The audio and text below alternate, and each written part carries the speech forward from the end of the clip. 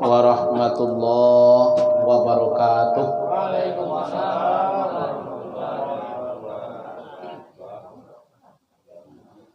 Alhamdulillahi rabbil alamin, wa bihi nasta'in ala umurid dunya waddin.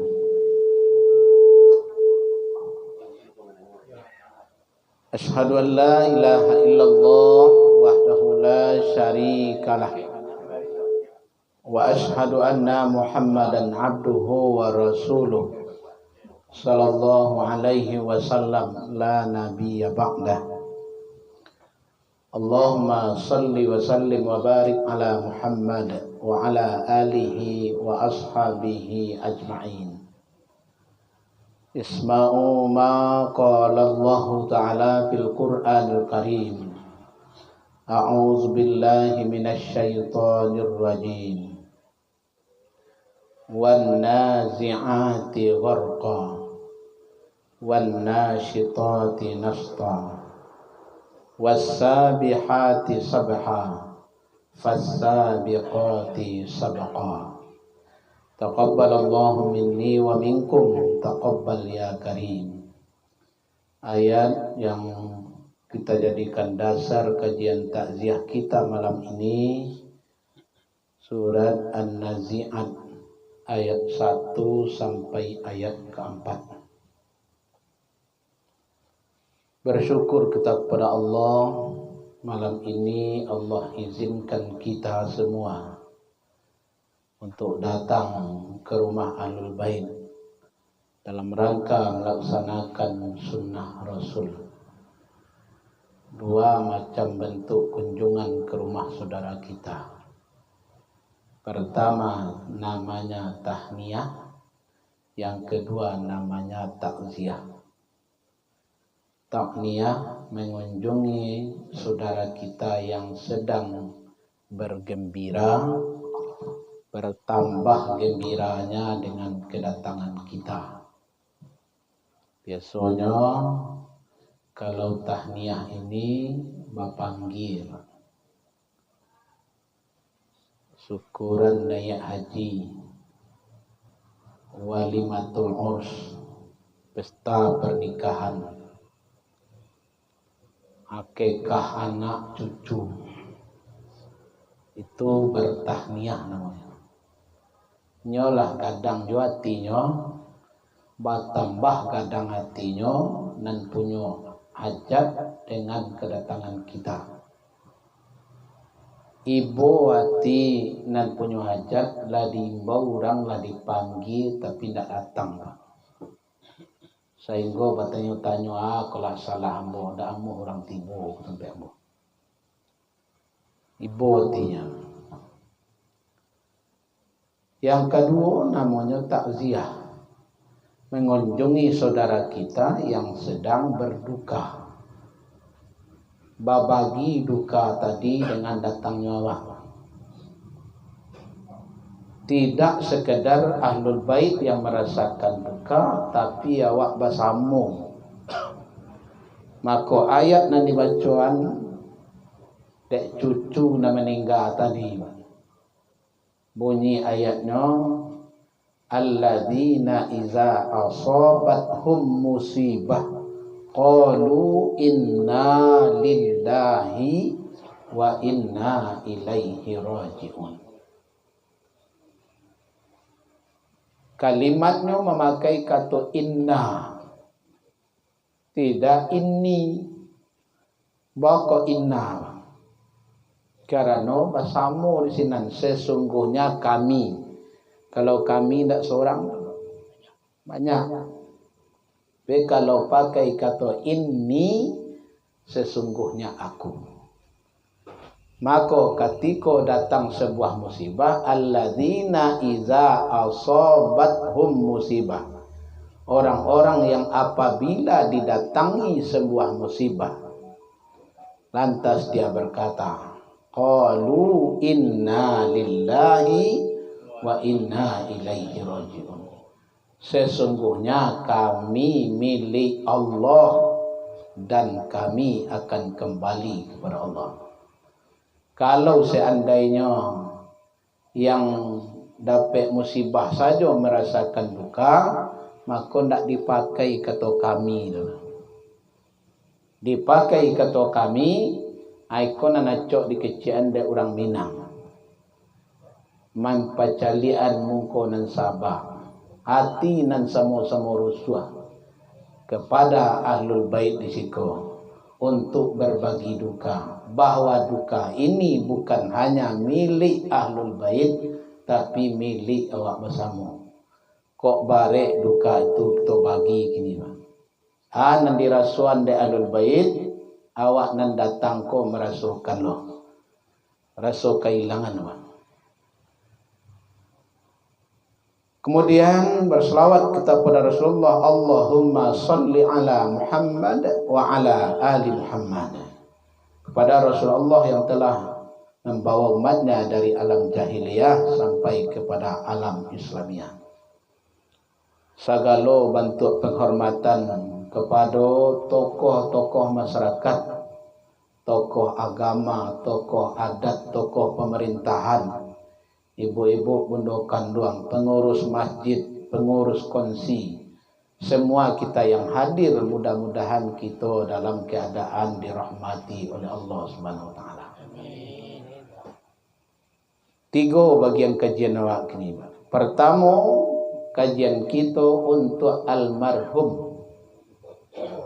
Nan paling acok hadis dibaca, idza matal insan inqata'a amaluhu illa min salas. Bila mati seorang manusia, maka putus segala amalnya kecuali tiga nan indak putui-putui. Nama nan tiga tu. Nan pertama min sadaqatin jariyah, dari sedekah jariyah. Dua katanya Pak, sedekah jariyah. Sedekah berasal dari kata siddiq, siddiq artinya benar. Lantas apa hubungannya dengan sedekah? Orang yang bersedekah adalah orang yang membenarkan imannya. Imam Al-Ghazali mengatakan, al-iman huwa iqrarun bil lisan, tasdiqun bil qalbi wal amalu bil arkan. Iman mengucapkan dengan lisan, yang kita ucapkan itulah dua kalimat syahadat. Ashhadu an la ilaha illallah wa ashhadu anna Muhammadar Rasulullah. Tasdiqun bil qalbi, di banaan hati apa? Tak boleh ragu seketik jo tentang Allah. Wal amalu bil arkan, kemudian buktikan jo perbuatan awak. Kalau orang beriman itu adalah orang yang membuktikan imannya dengan bentuk perbuatan, punyonyo haratonyo sedekahan haratonyo. Yang kedua jariah, jariah itu artinya mengalir. Sampai bilanya mengalir, sampai seterusnya, sehingga yang disedekahkan tadi bila dimanfaatkan orang, sampai orang tak memanfaatkan lain, maka pahalanya tetap mengalir. Orang membangun musajid, satu wak sakarung semen, kau indak kacik musajid sakarung semen. Lainnya pakai juga orang untuk solat masjid tadi, itu mengalir pahalanya walaupun nan magi aku lalamu meninggalnya. Begitu juga dengan amalan yang lain. Rumah awak di tepi jalan, Pak. Dek karena di mungko rumah awak ko tadasak jalan, dia giahlah tanah awak ko sejangka. Sehingga mudah orang lewat senang. Sedekah jariyah. Lain lewat jo orang sanang, orang menikmati di mungko rumah dek kerana jalan nan dia sejangka tadi. Bapa halo jo apa? Seorang lewat dapat pahala, dua orang lewat dapat pahala. Semakin banyak orang lewat semakin dapat pahala. Namun nanaco awak tinggal bapa dan ibu, ketika menyebut dengan sedekah jariyah, lupa awak berasa ada lo dosa jariyah. Kau nanaco awak tinggal, tu dosa jariyah, setiap dosa nan di kerajaan mengalir jo taruh dosa tu kawan. Perbuatan yang dilakukan tapi mengalir jo dosa kawan. Sama jo tanah tadi. Tanah orang umum diambil dia awak untuk kebutuhan awak. Sehingga tadasa orang lewat.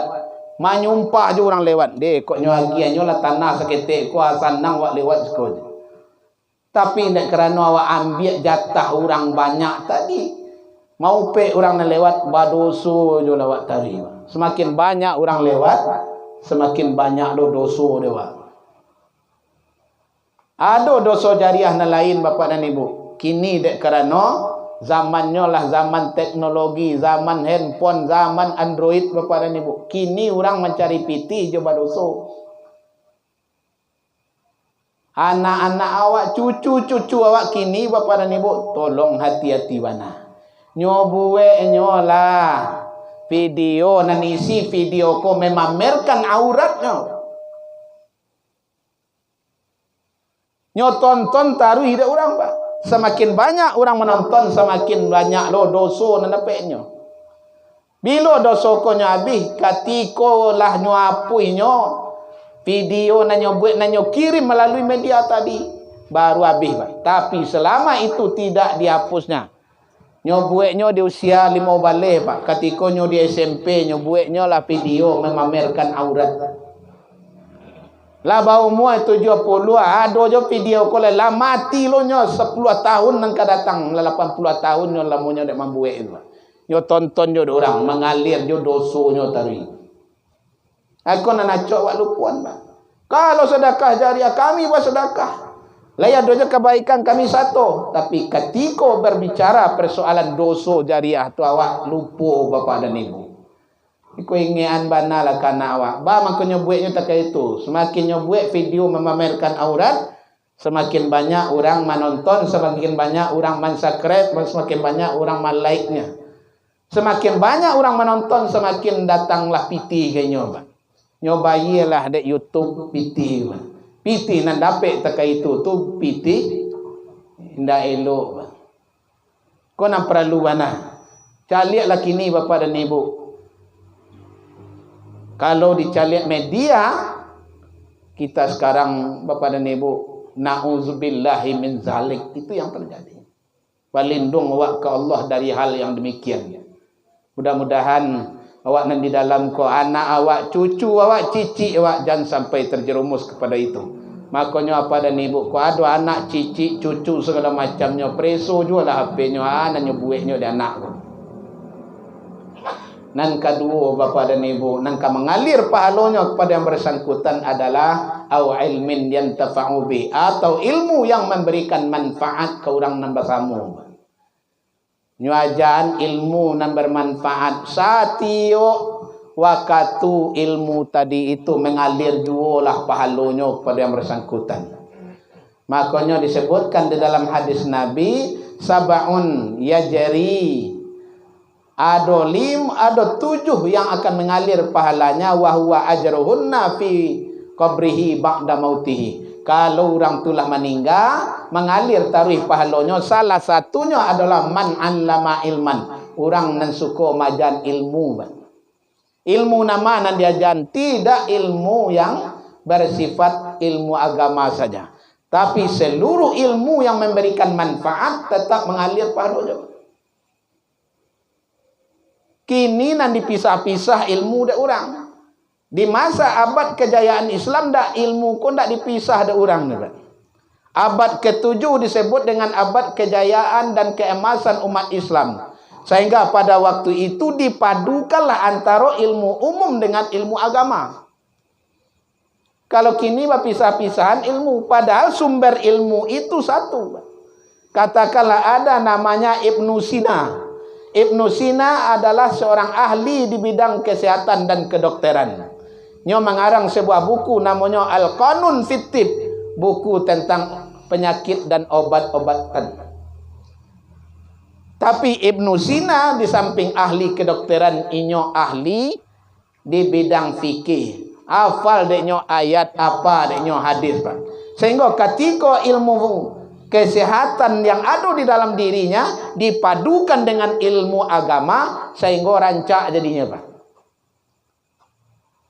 Baru seorang basobok, kalau berubek ke dokter Bapak dan Ibu, basobok saja jo dokter alun di pareso, alun diagi ubeknya lah cegak awaknya Pak.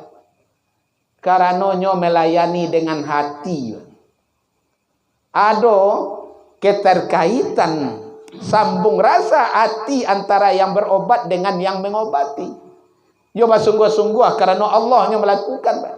Tapi ada orang kerana ilmunya saja dak nyekawin ilmu kesehatan tidak dikaitkan dengan ilmu agama. Sehingga bapa dan ibu berubek awak kayaknya semakin berubek semakin sakit awak dia. Sebab ambo pernah mengalami pada ibu ketika gigi sakit berlubang.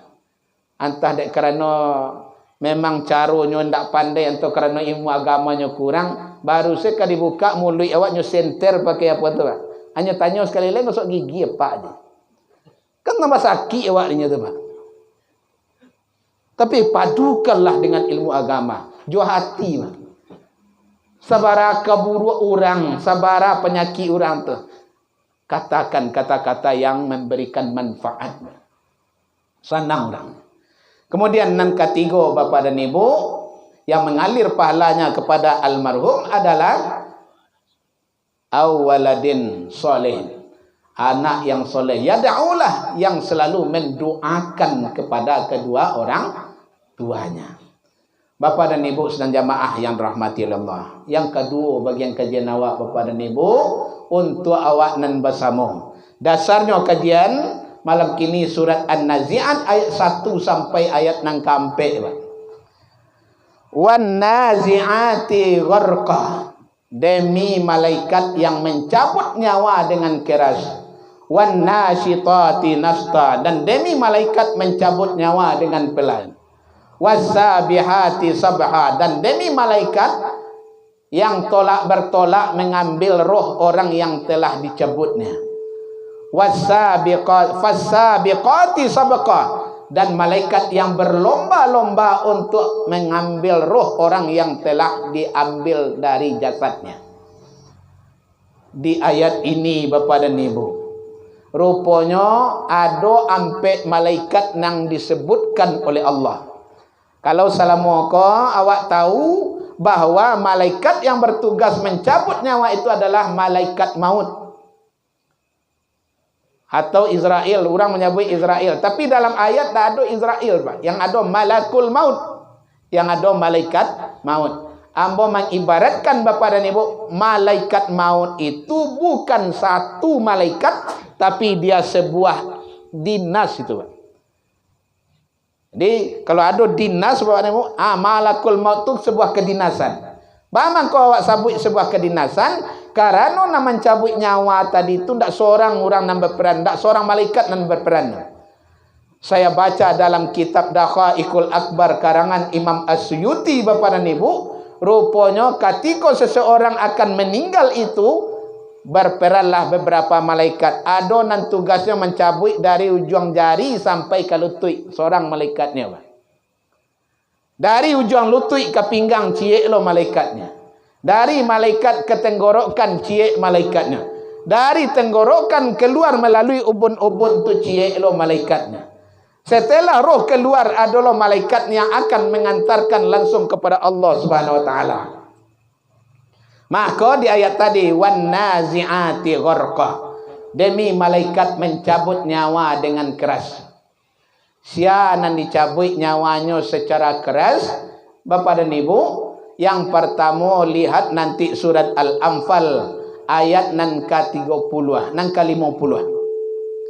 Walau tara iz yatawaffal ladzina kafarul malaikah yadribuna wujuhahum wa adbarahum wa zuqu azabal harik. Dan seandainya kamu perhatikan orang-orang yang ingkar kepada Allah, dikala dia akan meninggal, turunlah malaikat pada waktu itu, yadribuna wujuhahum, memukul wajahnya, wa adbarahum, memukul punggungnya, wa zuqu azabal harik, kemudian memperlihatkan kepadanya azab yang keras. Bapak dan ibu, datang malaikat memukul wajah, memukul punggung, memperlihatkan azab yang sangat perih. Bahkan dalam buku Dakhaikul Akbar karangan Imam Suyuti tadi, kalau orang tu adalah orang kafir, bukan sekadar dipukul wajah dan punggungnya, tapi sudah dipersiapkan kain kapan, Pak. Jadi malaikat rupanya lah mempersiapkan kain kapan loh. Kalau untuk orang yang kufur, itu kain kafannya berasal daripada neraka.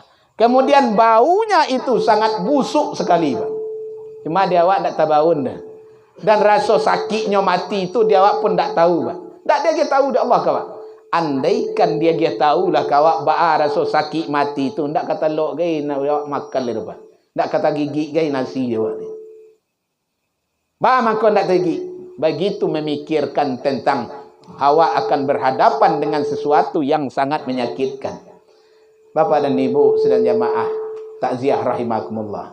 Yang kedua, baca surat Al-A'raf ayat yang ke-40. Sia orang nan diazab oleh Allah. Innal ladzina kazzabu bi ayatina wastakbaru anha la tufattahu lahu abwabus sama wa la yadkhulunal jannah hatta yalijal jamali fi sammil khayt wa kadzalika najzil mujrimin. Sesungguhnya orang-orang yang mendustakan ayat-ayat Allah. Ayat Allah dua Bapak dan Ibu. Pertama ayat Allah itu ayat yang tertulis itu Al-Quran. Nyudutuan de orang Bapak dan Ibu. Termasuknya ke dalam kelompok orang nan siap-siap untuk menerima malaikat yang akan mencabut nyawa dengan keras. Yang kedua ada ayat Allah yang berupa tercipta. Itulah alam terkembang jadikan guru, Pak. Cuma alam kau mengecek je perbuatan, tak mengecek je suara, Pak. Bah kok terjadi banjir. Andaikan banjir itu bisa berbicara seperti bahasa manusia, iko dek karena gara-gara kalian tak ada tampe den untuk singgah lagi. Karena urek-urek kayu itu tak ada, karena kayu dah ditabangi sedolanya. Maka ikolah balasan untuk kalian. Tapi nyo tak mengecek, je perbuatan saja. Karena ndak ada penahan air tadi, datanglah banjir, diondohnya lah rumah orang, Pak. Diondohnya lah perkampungan orang, hancurlah sedalahnya, Pak. Itu cara berbicara air. Makanya ketika alam berbicara, jadikan itu sebagai sebuah pelajaran yang sangat berharga kepada kita. Kemudian yang kedua, wastakbaru anha, dan orang-orang yang menyombongkan dirinya di hadapan Allah. Apa itu sombong? Al-kibru batarul huwa wa gantum nas. Sombong itu adalah menganggap menolak kebenaran dan menganggap remeh orang lain. Itu namanya sombong. Lantas Allah mengatakan, la tufattahu lahu abwabus sama, maka tidak dibukakan oleh Allah pintu-pintu langit. Ruh telah keluar dari jasad melalui ubun-ubun tadi. Makanya orang meninggal mencaliak katih apa dia? Karena matanya mengikuti roh yang akan keluar. Makanya mencaliaknya katih. Ketikanya mencaliak katih, mata masih terbuka, maka tugas awak pertama tutup matanya tadi boleh, Pak. Karena roh lah berpisah dengan jasad. Ketika roh berpisah dengan jasad, tugasnya lewat Pak dan Ibu. Keripangan roh tadi itulah siapa yang membawa. Maka ayat yang ketiga mengatakan wasabihati sabha, dan malaikat tolak menolak untuk membawa roh orang ko, Pak. Ba man ko tolak malaikat angek je. Kain kapan dari neraka baunya busuk. Ba tolaklah malaikat. Tapi ketika malaikat tolak bertolak, Allah katakan, siapa bertugas inyo membawa ke Allah. Tak ada kalian bertolak-tolak. Siapa bertugas kini? Oh si fulan, si A. Siapa bertugas mengambil roh si A, bawa. Diambillah oleh yang bersangkutan Bapak dan Ibu. Tapi ketika diambilnya, langsung dibawa menghadap pada Allah. La tufattahu lahu abwabus sama. Rupanya ketika dibawa, pintu-pintu langit tak dibuka oleh Allah. Karena Allah tak niyo roh yang penuh dengan dosa menghadap padanya. Bertanyalah malaikat tadi, wahai Allah, tu kama akan membawa oleh ya Allah. Kata Allah, lemparkan roh itu lagi ke bumi. Lemparkan saja, tak perlu dipacik, lemparkan. Maka penempatan roh orang nan jahit tadi, orang nan mendustakan ayat Allah dan sombong kepada Allah, tempatnya namanya sijin, di tempat yang terhina dan tempat yang paling rendah. Namanya alam barzah di awak Bapak dan Ibu. Tapi di ma alam barzah sesungguhnya tak tawaknya bersifat gaib. Kalau jasad dimasukkan ke dalam tanah itu jasad, tapi nan ruh kama. Orang yang jahat tampaknya sijin, tempat yang hina, tempat yang tidak menyenangkan, penuh dengan azab itu. Maka ikulah disebut orang dengan azab kubur. Tapi azab kubur ko orang berselisih lo pendapat. Satu pendapat mengatakan azab kubur tu tak ada je. Mangalah diazab sesekali. Alun detong amal orang ledolah diazab sesekali, kan model tu. Tapi ada yang mengatakan azab kubur itu ada. Bagi yang mengatakan azab kubur itu tidak ada, Bapak dan Ibu, dek karena itu hanya persoalan amal. Tapi azab kubur itu bukan persoalan amal, tapi persoalan akidah. Di mana orang diazab di kubur, Bapak dan Ibu, itu bukan persoalan amal, tapi persoalan akidah. Baca surat 40, surat Al-Mu'min ayat 46. Di sini dikecian Allah, an-naru yu'raduna ghuduwan wa 'ashiyya yauma taqumus sa'ah adkhilu ala fir'auna asyaddal azab. Kata Allah, kepadanya diperlihatkan neraka pagi dan petang. Ketika datang hari kiamat, katakanlah kepada Fir'aun, adkhilu ala fir'aun, masukkanlah Fir'aun beserta para pengikutnya ke dalam azab yang sangat pedih. Di mana Fir'aun kini pada masih hidup atau indah? Indah lepak lah meninggal. Meninggalnya di zaman Nabi Musa nya meninggal. Tapi kepadanya kata Al-Quran diperlihatkan neraka pagi dan petang. Di pacalian neraka pagi dan petang itulah yang disebut dengan azab. Maka senang wa apa? Jo azab saja bakal kimpuang setiap hari. Bagaimana kau diazab Fir'aun? Karena persoalan akidah. Inyo tak percaya kepada Allah. Bahkan dia mengatakan dirinya lah yang Tuhan. Dia mengatakan dia mengatakan ana rabbukumul a'la, saya Tuhan kalian yang tinggi. Tak percayanya ke Allah, Pak. Makanya pertanyaan di kubur, man rabbuka? Siapa Tuhanmu? Berarti yang ditanya itu persoalan akidah. Kalau akidah waktu Allah rusak kepada nebu, maka dapatlah dia azab di dalam kubur. Yang kedua yang meyakini ada azab di dalam kubur, Bapak dan Ibu, karena Nabi majan doa kawa. Doa dia janda Nabi. Allahumma inni a'udzubika min azabil qabri. Kan ada doa pada itu. Ya Allah, aku berlindung kepada Engkau dari azab kubur. Wa azabi jahannam, dari azab neraka jahannam. Wa min azabil mahyat wa mamat, dan dari azab kehidupan dan kematian. Kan ada doa, Pak. Kalau ada doa di ajaran Nabi, dan ini dalam hadis sahih, Bapak dan Ibu, riwayatnya adalah Bukhari Muslim, berarti hadis ini sahih, berarti azab kubur itu ada. Nah, Bapak dan Ibu, kembali kita.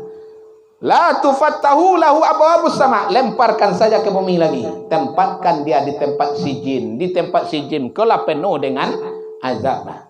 Wala yadkhulunal jannah hatta yalijal jamali fi sammil khayyat. Mereka tidak akan masuk ke dalam surga kecuali kalaulah masuk untuk ke lubang jarum. Alaika mungkin untuk masuk ke lubang jarum? Tak mungkin. Sedangkan banang saja dimasukkan ke lubang penjahit kau payah. Seorang ibu-ibu akan menjahit serawak cabai pada ibu, tangga jahitan baju bagai bersorong juga. Dah mau masuk dah abang bau cucu lah masuk gocek. Lai banang alui payah masuk ke lubang. Kini untuk kena masuk ke lubang bang jarum. Artinya ndak akan masuk serugo ke orang itu. Wa kadzalika najzil mujrimin. Itulah balasan untuk orang yang selalu berbuat dosa. Kemudian Bapak dan Ibu, pada ayat yang kedua, wan nasyitati nashta, dan demi malaikat mencabut nyawa dengan pelan. Bapak dan Ibu, dicabut dari ujung jari ke lutut, dari lutut ke pinggang, pinggang ke kerongkongan, kerongkongan keluar melalui ubun-ubun, Pak. Rupanya ada malaikat yang mencabut nyawa dengan pelan, itu orang elok. Lantas orang elok kau didatangkanlah malaikat pembawa kain kapan dari surga, baunya harum, Pak. Lai pernah mendengar kisah Masitah. Bakok harum baunya.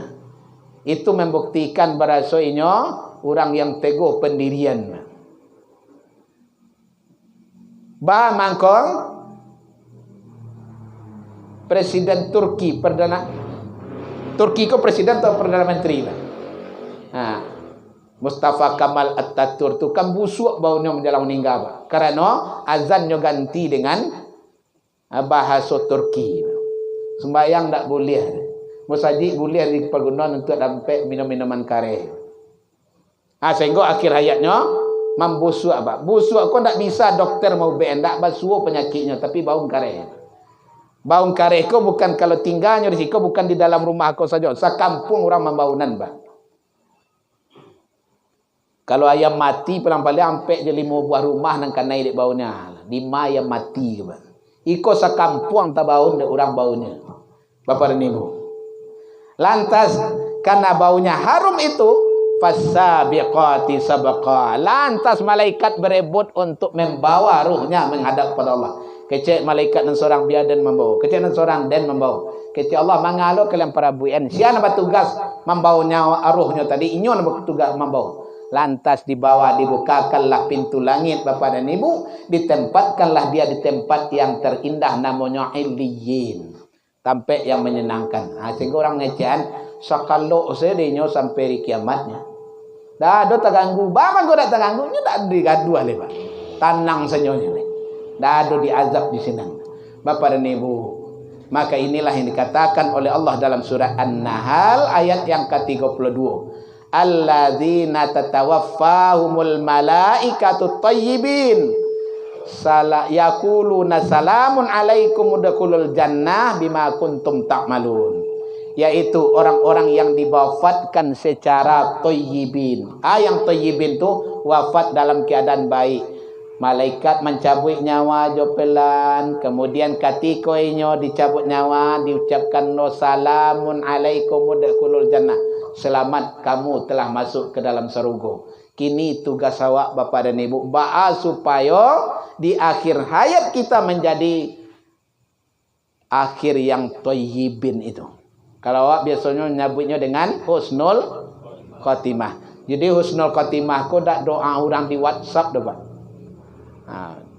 Dibuatnya pengmanda orang inna lillahi wa inna ilaihi rajiun, telah berpulang ke rahmatullah sianu dan sianu di rumah sakit itu. Sekarang jenazahnya disemayankan di rumah duka, dibuat alamatnya Pak, dikirim melalui WhatsApp. Di sini orang macam semoga husnul khotimah. Banyak orang mengomentari semoga husnul khotimah. Itu sebagai harapan saja Pak. Tapi yang husnul khotimah itu awak mencarinya Pak. Kalau pandai awak memenek kehidupan, harus pandai lo memenek kematian. Man asa bisain man mata bisain. Orang akan mati menurut kebiasaannya. Biasanya Pak, biasa elok mudah-mudahan mati elok. Kalau biasa kerajo indak beres, matinya pun dalam keadaan tidak beres. Maka tandonya orang mati yang thayyibin, yang husnul khotimah. 1, orang yang di akhir hayatnya dia mengucapkan kalimat la ilaha, man kana akhiru kalamihi la ilaha illallah dakhalal jannah. Siapa yang di akhir hayatnya dia mengucapkan kalimat la ilaha illallah dakhalal jannah. Ambo bapasan seketik Bapak dan Ibu. Ko ado keluarga awak lah ado tando-tando ndak mungkin rasa menurut pengalaman awak ndak mungkin panjang umur Pak. Dibawa ke rumah sakit, pilih jualah rumah sakit sampai membawa Pak. Jangan sampai dibawa ke rumah sakit yang akan menjadikan beliau ini sesat meninggalnya.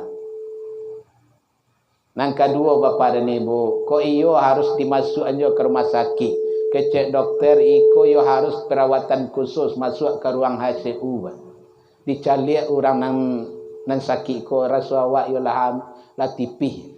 Kecek ke dokter, lai bisa untuk ditalkinkan beliau. Ko indah awak minta izin masuk ke dalam.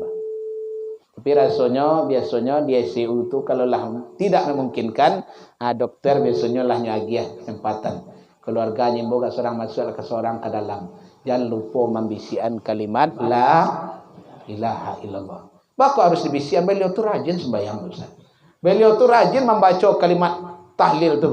1000 kali selesai solat. Sehingga sehari 5000 kali. Biasa Pak. Tapi ketika seseorang berhadapan dengan sakratul maut, lupa Pak. Kenapa? Tidak ada sakit yang paling sakit di masa hidup kita kecuali adalah sakit menghadapi mati. Ibu-ibu Malayan alun sakit. Dioperasi sunsang anak. Lah setengah hari alun keluar anak le sakit bana. Alun sakit. Tapi yang paling sakit itu adalah sakit menghadapi sakratul maut. Bapak dan Ibu, terlepas dari percaya atau indaknya awak nan ada kini Bapak dan Ibu, hanya sekali seorang awak cuba jo bisa. Tu je. Ada indaknya. Kau cuba je Pak. Oden ko tinggi jabatan, dah dos setelah tinggi jabatan. Dan mudo, dah dos setelah mudo Pak. Dan sehat, dan yo dan jago bana kesehatan. Bapak menjaga kesehatan. Dan dah amuah nama makan bapak masak, nak pakai pengawet dan makanan dan yo alami sajanya. Tak ada cerita alami kalau lah mati ketiba Pak. Makanya Pak dan Ibu ndak makanan engkau membunuh ado. Nama membunuh tu aja Pak. Lah sampai aja baru mati Pak. Jadi kalau ada penyakit Pak dan Ibu jangan ditahan banalo selero lagi. Tapi jalo di lepehan. Sampai ayat mengecian Pak. Kulu wasrabu, makanlah kamu dan minumlah kamu. Disuruh awak makan Pak, disuruh minum. Cuma kata kuncinya wala tusrifu. Jangan berlebih-lebihan. Awak orang tensi Pak. Tensi tinggi. Jangan makan gulai kambing. Nah, itu dia awak pada jangan sampai tidak dimakan. Makan sila gulai kambing tu, tapi jangan banyak-banyak. Nah, kalau nyodok sepiring orang ampek saya isi jangan kampek jadi lebih Pak. Ke setengah sila jadi. Nah, itu. Musim durian model itu loh, jangan lo ditahan selero. Ya, awak disuruh makan Pak, disuruh minum, tapi jangan. Nyenak kamu bunuh awak itu loh Pak. Nah, nak kamu bunuh awak aja. Cuma perlu dijago. Nah, Bapak dan Ibu, sidang jamaah takziah rahimakumullah. Jadi orang yang mati pertama yang husnul khatimah itu adalah orang yang akhir hayatnya mengucapkan kalimat la ilaha illallah. Bapak sana karena anak ke cucu Pak. Kok saki ayah bisu, saki ama bisu, kok rasa ndak memungkinkan angajan kama ya kalimat la ilaha illallah. Sampai lupa awak ketika itu Pak. Dek kerana membayangkan kok lama yang nama yang malaikat nan datang kok banyak lo dosa kok lah mulai dalam bentuk yang sangat mendatangi. Ada kau mungkin takut awak dia Pak. Lupa lah membaca kalimat la ilaha. Maka perlu orang yang membisikkan. Maka Nabi mengecel lakinu mautakum la ilaha illallah. Ajan kau orang nak meninggal tu kalimat la ilaha illallah. Yang kedua Pak, supaya thayyibah selalu awak dalam keadaan berbuat baik sila. Fa yauma idzil la yus'alu an dzambihi insun wala jan. Itu dalam surat Ar-Rahman. Awak ndak ada banyak perhitungan di akhirat. Nah, kerana awaklah berbuat kebaikan saja. Ketika berbuat kebaikan, ketika itu awak meninggalnya, tu meninggal dalam keadaan elok. Tanggal 6 Juni orang hari raya petang Pak. Hari raya Idul Adha. Ada seorang mantan pendeta menjadi Ustaz Dr. Wahyahya Waloni Pak. Pagi khutbah hari raya, waktu Jumat khutbah Jumat, alun selesai turun dari mimbarnya, paniangnya langsung meninggal Pak. Dalam menyampaikan dakwah, saya yang paling menakjubkan itu Bapak dan Ibu, ketika dicalik pelayatnya, tak tanggung banyaknya pelayat kau Pak. Andaikan pelayat nan banyak itu membaca doa Pak. Nyo satu menyolatkan dibaca doa pada takbir yang ketiga. Allahumma ufir lahu warhamhu. Ya Allah ampuni dosanya, kasihani dia. Sebanyak itu orang nama bacaan Pak. Andaikan dikabulkan doanya dan sebanyak itu luar biasa Pak. Iko Allah menyolatkan bertujuh orang mantan-mantan duduk di kedai kopi dan main tetalu siang kalah membayi lo Pak. Ba doa ke dikabulkan. Hanya duduk di kedai kopi. Kami tak ada judi Ustaz. Cuma siang kalah membayian tetalu. Itu sama aja judi Pak. Itu nan menyolatkan. Lai banyak orang datang melayat. Lai banyak datang melayat. Dan ibu-ibu nyobawa kampir bareh ciak sudah itu. Kau tolong salin ciak. Ambo yang tak bisa bana balamu-lamu. Tiba lo apa-apa. Ambo sedang mengasuh cucu seorang saya bertinggal tadi. Adolah nalai gak modo. Ambo karape. Aduh nan tinggal untuk menyolatkan. Makanya dimotivasi dek Nabi. Siapa nan ikut menyolatkan. Nyo dapat pahala segadang bukit Uhud. Siapa nak ikut menyalatkan orang meninggal, ikut lo mantan ke kuburan, dapat pahala 2 kali gadangnya bukit Uhud. Siapa nak lapai ke Makkah, tahunya bukit Uhud tu 7 kilo panjangnya bah. Bukit Uhud. Nah, segadang itu pahala dapat dia. Dimotivasi dak Nabi tu supaya tu berbuat elok awak ke orang, didoakan Allahumma ghfir lahu. Tapi ketika inyo meninggal, aduh, seorang punya kesempatan, sibuk seorang sadalah hebat. Sehingga tinggal saya beberapa orang leh. Untuk menyolatkan seketik si orang tinggal menyolatkan. Dia pada ibu itu nan kedua. Nan ketiga, orang nan matinya hari Jumat. Ma min muslimin yamutu yaumal jum'ah au lailatal jum'ah illa waqa'u fil qabri. Tidaklah seorang muslim itu mati pada hari Jumat dan malam Jumat, kecuali orang itu dihindarkan dari siksaan kubur. Jadi mati nan elok hari Jumat, malam Jumat. Kalau malam Jumat tu kalau umpamanya kini Kamis, Pak. Berarti kinilah malam Jumat lah. Sampai maghrib bisa meninggalnya tu matinya tandanya mati elok. Disabuin tadi bapak kita ini meninggal beliau hari Jumat. Cuma mati hari Jumat aku tak bisa berkandak dah, Pak. Itu terserah kepada Allah. Kalau ambo lah iya, ambo hari Jumat ya Pak, meninggal yang tahu leh. Tapi kok hari Jumat besok tinggal 2 hari leh Pak. Itu tak dapat dia Pak. Jadi 3 Pak. Yang kampe Bapak dan Ibu, orang nan mati elok tu orang nan selalu menjaga wuduk sehingga ketikanya meninggal tu dalam keadaan suci Pak. Man tawadda'a bi ahsanil wudu'a kharajat khatayahu min jasadi. Orang nan selalu menjaga wuduknya, maka dosa-dosanya akan keluar dari jasadnya. Maka Rasulullah salah satu sunnah harian beliau itu adalah menjaga wuduk. Itu sunnah harian Rasulullah. Awak menjaga wuduk ke solat saja Pak. Kalau tak solat ada wuduk. Sebenarnya wuduk itu adalah menjaga kesucian. Makanya pada Ibu ada seorang peneliti Jepang namanya Namaru Emoto. Kecenya baalo nyo ndak Islam agamanya. Agamanya Shinto, menyembah matahari. Tapi Namaru Emoto ko mengatakan baal ko orang Islam ko harus berwuduk pakai air nyo solat. Rupanya air ko kalau diperdengarkan kepada air ini kalimat thayyibah, dia akan memberikan energi positif dan menolak energi negatif. Maka ketika berwuduk kan membaca kalimat thayyibah, sehendaknya membaca Bismillahirrahmanirrahim. Di padangan kayu itu Bismillahirrahmanirrahim. Sehingga gunanya dibasuh Pak. Mongko Pak. Dibasuh tangan, dibasuh kaki. Bang tak parui dibasuh. Kata Pak Nasaruddin Umar, Bapak Ibu Menteri Agama sekarang, karena bahagian pori-pori kita terbuka itu adalah bahagian tangan, muka, kepala dan kaki. Makanya kalau mengantuk awak pada Ibu, masukkanlah kaki ke dalam air itu ya goa itu. Karena pori-pori tubuh kita itu terbuka. Sehingga masuklah ke dalamnya energi positif. Bapak dan Ibu, Rasulullah untuk mengubek orang tak pakai paracetamol bagaimana. Tak macam-macam ubek. Cuma ia putih saja hanya baca dari Rasulullah Al-Fatihah. Disambuan ke orang dan digigit kalau jengking bakok sembuhnya Pak. Karena ayat tadi mengeluarkan aura-aura negatif, masuklah aura positif. Makanya awak nan selalu menjaga wuduk itu, keluar energi negatif, masuk energi positif, sehingga terjaga. Sehingga kalau meninggal dalam keadaan berwuduk, salah satu mati yang terbaik. Yang terakhir orang yang mati baik itu adalah orang yang istiqomah dengan amal.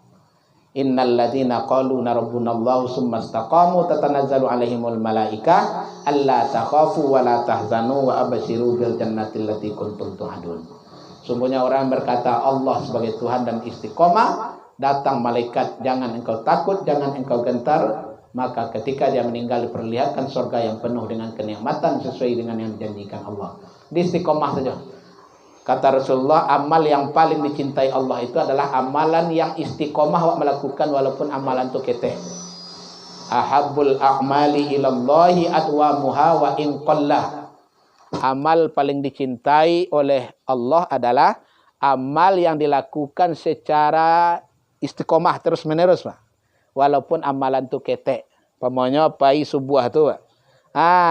Subuh tu dia siang piti ketek 2000 setiap subuh. Subuh hari Rabu, subuh hari Kamis, sampailah subuh hari Selasa akan datang. Tetap setiap subuh 2000 tadi.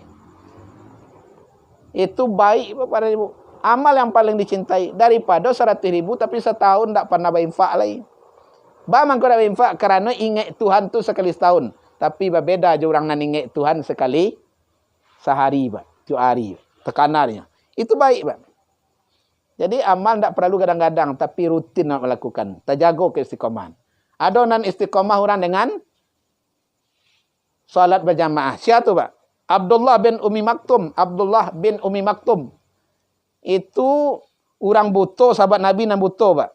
Ketika nyolah gaib, lah mulai lemah, nya buta, lemah, kecilnya ke Rasulullah. Ya Rasulullah, ambul semakin lemah ya Rasulullah. Nak kami mimpi yang saji tak ada dah. Mata buta lolai. Boleh ambul solat di rumah? Kecil Rasulullah, Abdullah bin Umi Maktum, kalau azan orang lain terdengar engkau. Oi terdengar bana de ambo. Ambo talingo mata ambo nan buta nan talingo lain nyari yang. Kalau azan lah Bilal berabah terdengar de ambo. Kalau begitu engkau selalu berjamaah. Rupanya Abdullah bin Umi Maktum selalu menjaga solat berjamaah sampai mati, Pak. Sehingga Abdullah bin Umi Maktum adalah salah seorang sahabat Nabi masuk ke dalam surga ndak dihisap dah, Pak. Tak ditentol.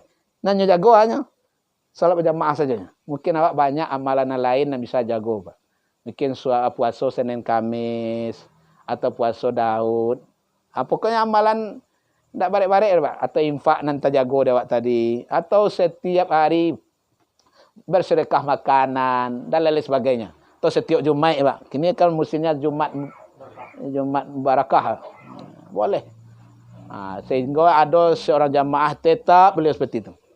Ambo punya jamaah pada ibu tinggalnya di Kampung Jua. Kebiasaan beliau ini sajak beliau pensiun, suami istri kok nampak seorang nampak keduanya, Pak. Pai berjamaah. Kadang-kadang letih bola di Halakim, kadang-kadang letih bola Masjid Raya Gantiang. Pokoknya dijajai musaji, walau selalu berdua.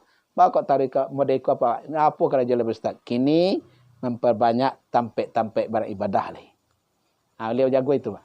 Jadi itu amal yang dicintai oleh Allah. Mungkin banyak amalan-amalan yang lain yang menjadi kita istiqomah itu.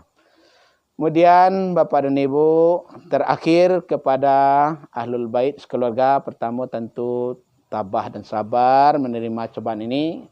Yang kedua, doakan beliau. Sebab dosa azab kubur itu Ibu? Ada azab kubur itu tetap saja, Pak. Dari mulainya meninggal sampai hari kiamat, sampailah masuk neraka, nanti tetap saja azab kubur. Tapi ada azab kubur itu berubahnya, Pak. Umpamanya ketikanya masuk ke kubur 100 azabnya, Pak. Tapi kerana doa anaknya, ilmu yang bermanfaat, sedekah jariah, mungkin setiap hari berkurang ciek. Hari pertama kurang ciek kerana doakan dek anaknya. Hari kedua kurang lo ciek tinggal 98 le, Pak. Hari ketiga kurang lo ciek bisa 90 sehingga pada akhirnya beliau tidak ada dosa. Makanya awak mengecen, mudah-mudahan diampuni dosanya, dilapangkan kuburnya, angeknya disajuan. Kan model itu awak berdoa, Pak. Jadi mudah-mudahan itu terjadi. Jadi kepada anak-anak beliau jangan lupa mendoakan. Doanya tidak payah-payah.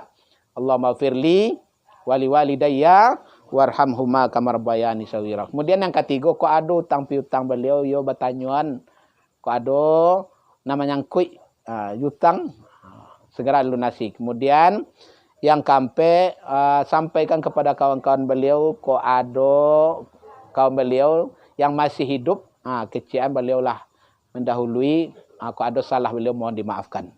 Terakhir, jangan permalukan beliau di hadapan Allah karena perbuatan maksiat, karena keluarga yang ditinggalkan. Itu saja barangkali Bapak dan Ibu. Billahi taufiq wal hidayah. Assalamualaikum warahmatullahi wabarakatuh.